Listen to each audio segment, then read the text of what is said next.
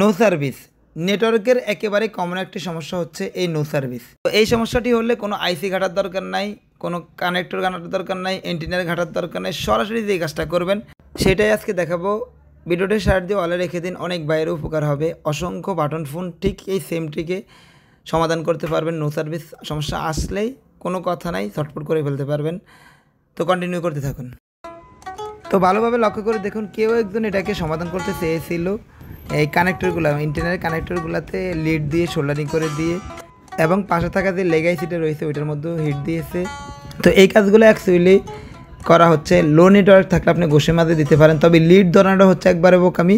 তো একদমই স্পষ্টভাবে বলতে চাই, যদি বাটন ফোনের নেটওয়ার্ক সমস্যার মধ্যে নো সার্ভিস আসে তাহলে ক্রিস্টাল সেন্স, যদি ইমার্জেন্সি আসে তাহলে নেটওয়ার্ক আইসি রিবল অথবা সেন্স, আর যদি লো নেটওয়ার্ক আসে সেই ক্ষেত্রে আপনি কানেক্টরগুলো, ইন্টারনেট কানেক্টরগুলো ঘষে মাঝে দিতে পারেন।